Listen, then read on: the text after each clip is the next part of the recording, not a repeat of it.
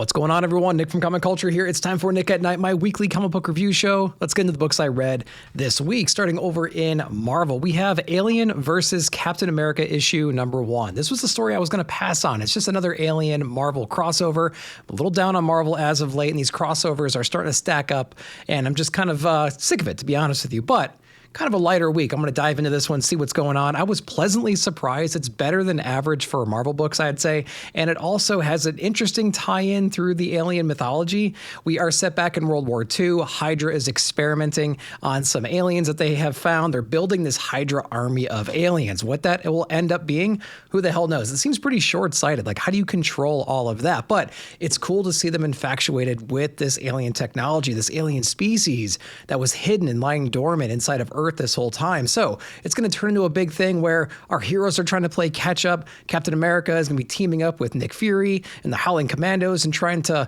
rein in the troops, right? And trying to figure out how to win the day against this insane army that they're going to be putting together. There's also a lot of familiar faces in here from the Hydra side. There's some little Easter eggs for the Howling Commandos part as well. Really great gory scenes in here, although I would have expected a little bit more from the series overall. The artwork was pretty solid. Again, it was brutal. Some cool scenes, some cliche moments, I would say, like, hey, I bet the shield's going to cut a facehugger in half in midair. You know you're going to get stuff like that inside of it. So this issue here was better than average, I would say, and I would recommend checking it out if you don't have a whole lot of books this week. Let me know if you did. Let's go over to DC next with Batman issue number 3, the Matt Fraction run. I'm having a great time with this series overall. It has a great vibe and feel to it. So we have a Batman that's interacting with a lot of different Robins, which is an interesting take. We have Tim Drake back in the mix here. Of course, we have some of the other Robins in and out of the story. We have a blossoming Gotham, right? We have Commissioner Gordon teaming up with Harvey Bullock, and they're doing some cool things on the side. We have Savage still pulling the strings and trying to get the GCPD against the Bat family, so that's maturing a little bit. But we have these really great quiet moments of like Bruce Wayne going to board meetings and trying to navigate all those corporate landmine situations. So there's a lot of interesting points of view throughout the entire story and a lot of great characters interacting as well. I love this creative team on art, but you're going to notice in this issue there are a lot of negative space, white backgrounds, not complete pages, a lot of TV screens and narration and things like that. Little shortcuts to keep on schedule, perhaps. I don't know, maybe I'm reading into it, but I love it when they're on those full page spreads and when they're hitting on all cylinders. You can't beat it. But again, I think the highlight of this book is just the vibe of the feel. All the characters that are in here, we're planting a lot of seeds to where we're going to be going next, the different villains that are going to be involved, pulling past villains back into it and integrating them with the story, the different Robins and everything. So there's a lot of cool things building inside the issue, and I'm loving it. But let me know what you guys think about Batman issue number 3. How are you feeling about the whole Fraction run in general? Let me know down below. Next up is Absolute Superman issue number 13. Jason Aaron on this one. This is the battle for Kansas. We have Superman just got out of the clutches of Brainiac. We have Lois. We have Jimmy. We have the townsfolk taking up arms against this impossible army coming at them to completely wipe everything out, wipe out their farms, their cities, roll tanks through everything. And this is a great issue showcasing the power of this Superman and his cape soul that he has control over and just like what that relationship means and the sacrifices that need to be made in order to save the day. We knew it was just a matter of time before we have our Ra's versus Superman battle. I think that's going to be coming next issue. It certainly leads up to that point. We have a very depleted Kal-El right now. He's taking on this entire army essentially by himself, being closed in, being starved from the sun at the same time. So his resources are dwindling. Stakes are really high. Things are looking down and out for our guy at the end of this issue. I'm really excited for the next one. But if you guys are reading Absolute Superman, let me know down below how you feel about the art, the story in general, and where does it sit in the Absolute universe for you? Let me know down below. Joshua Williamson and Dan Moore on Night Fight issue number 1, a direct sequel to the DCKO issue number 1. So this being a follow-up to DCKO, we get to see exactly where Batman is, how he got out of that situation, where he ended up, and it's not exactly where he intended. So now we're having to deal with like alternate timelines, things like that. He's the Batman who fell. What does that mean? Who's chasing him? We explore that inside the issue. Now, my only regret with this is I wish we didn't go in that direction. I wish he was just resurrected or brought back to the main continuity and just kind of like lurking in the shadows, maybe pulling some strings, trying to stay incognito, trying to influence things however he can, try to figure out who's behind all of this and figuring a way to maybe like get himself back into the tournament or cheat or something like that. I don't know. I just don't like the idea of him going to an alternate timeline because now we're going to be spinning off in these weird directions. And I don't know, man. It just didn't resonate with me. I'm interested to see what you guys thought though. Dan Moore's art is always good. We get to see a lot of different Robins and a lot of different Batman, and we get to have some great classic fights and things like that. So So the cityscape is cool. The state of Gotham City is interesting. So a lot of great characters to explore. And it's an interesting idea that they go into. But again, I would rather have Batman just kind of stay in his own world and trying to manipulate things from behind the scenes. So at the end of the day, this one didn't do it for me necessarily. I want to know what you guys thought, though. Let me know down below. Next up, we have Liam Sharp over on Savage Sword of Conan from Titan Comics. This is issue number 11. I am in love with Savage Sword of Conan, especially when Liam Sharp does it, because the story he tells, the artwork that he puts on the page is unbelievable. We have Conan going into the wilderness right now, trying to find this missing child. He comes across this mysterious land with all these real shady characters, and he's having to understand each one of their points of view. They've been feuding forever. They're ancient, whatever they might be, and there's a lot of secrets that they have that Conan has to try to figure out. You know what I'm saying? So he has to go against the odds, take on the wild beast, go out into the open, and just win the day. It's a very classic feeling Conan story.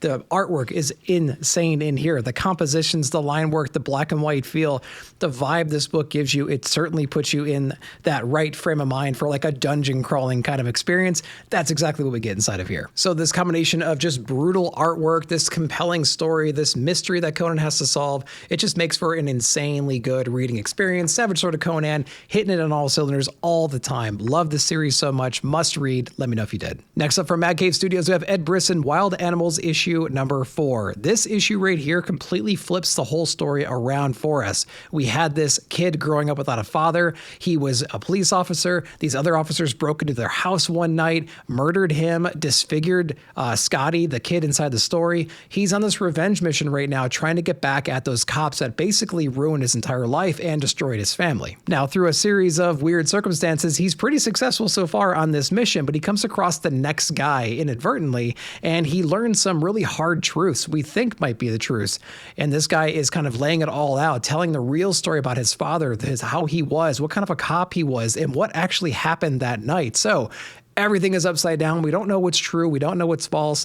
And was this kid living a lie his whole life? We don't exactly know just yet. So like I said, this certainly complicates the story and our mission that we're on right now. We don't know where it's going to go from here, and I am all for it. Issue number 4 is out. Let me know if you read it. Next up, we have Mark Russell on Vanishing Point issue number 6. This is a cool horror anthology, very much in like the Twilight Zone kind of a feel. So if you're into those kinds of stories, those one and done with a different artist, same writer, you might want to check this one out. This one was pretty cool. Now, it's all about that dystopian future. It's all about technology being taken too far. It's about society not learning from their past mistakes, the violent nature of our world, and how it ultimately will ruin the day. The point of view is from the US president. He is hearing that there's this lone alien that has landed on Earth, just destroying everything, wrecking shop, heading to a very specific location, and we understand what its objective is as the story unfolds, and it really leads to a heartbreaking conclusion. Ryan Tanner's artwork has this simplicity to it, but it's actually really impactful, especially when you have those hardcore scenes of people being wiped out and real emotional scenes between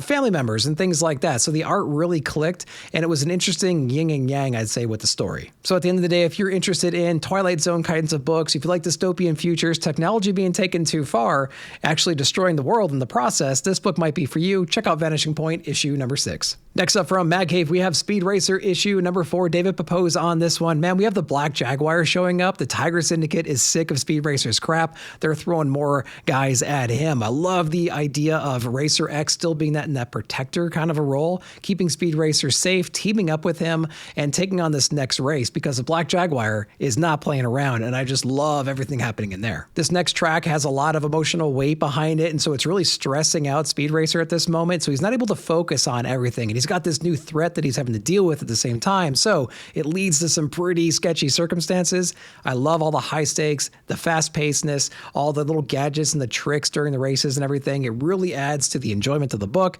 Having a great time with this one, as always. Speed Racer number 4 is out. Let me know if you read it. Let's go over to Image Comics for the rest of the books. We have G.I. Joe issue number 13. Joshua Williamson on this one. We have Tom Riley as well. The key to this entire collaboration between Duke and Cobra Commander against the Dreadnoks is Energon.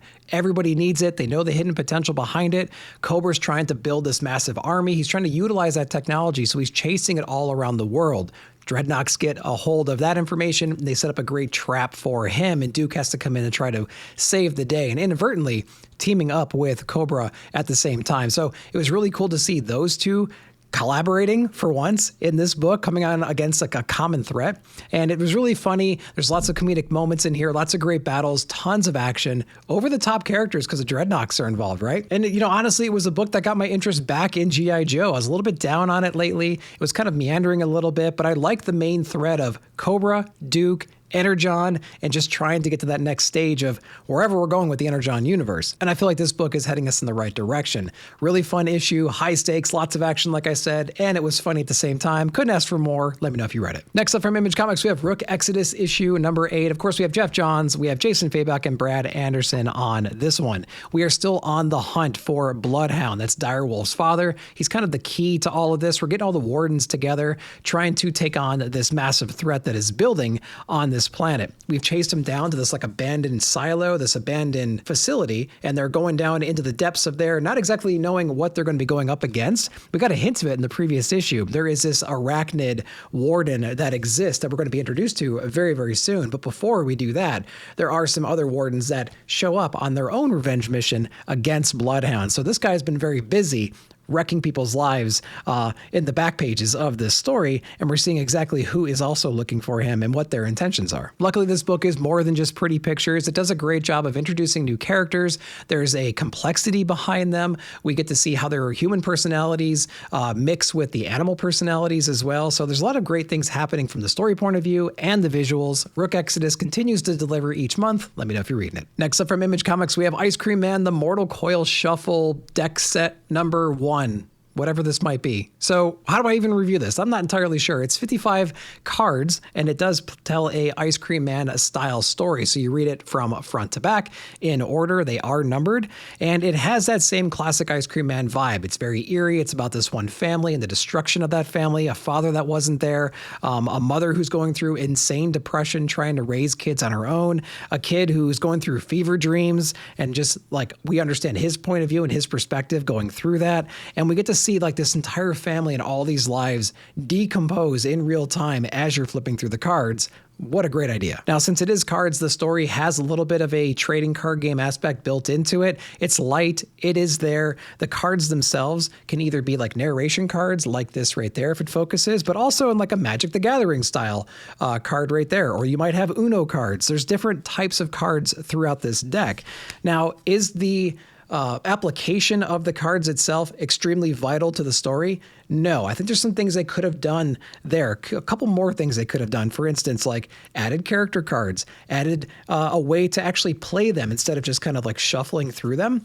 But I applaud the effort. I applaud the execution of it. And I just love the idea of like a different way of consuming Ice Cream Man or just comics in general. So the execution, not quite there. The story was very impactful. It was emotional. It was dramatic. But I want to see more of this kind of stuff. I think there's a lot of cool places this could go. But yeah, I applaud the team for trying. And let me know if you picked this one up. What do you guys think down below? Next up, we have the epic return of Assorted Crisis Events issue number 6. Dennis Camp on this one. We have Eric Sawatsky and Belair with Hassan on the letters.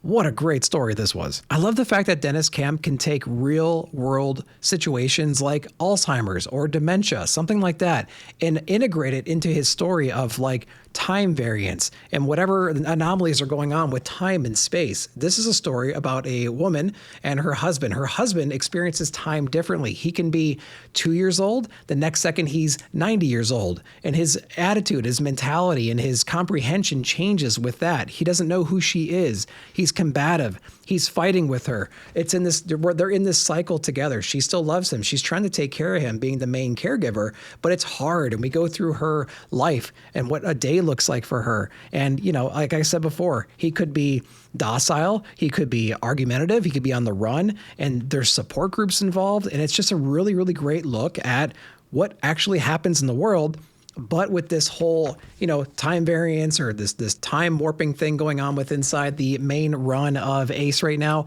It was very impactful, very emotional. It'll damn near make you cry if you have any personal experience with this. It's instantly resonating. It's recognizable. You feel it to your core. What a spectacular book this was. Make sure you read this one. Let me know if you did. All right, guys, that's everything I read this week. I hope you enjoyed that. Let me know what you read down below and what your favorite books of the week were. While you're down there, like, subscribe, share, hit that bell notification to be alerted whenever I put out new videos. Thank you so much for watching. We'll see you in the comments.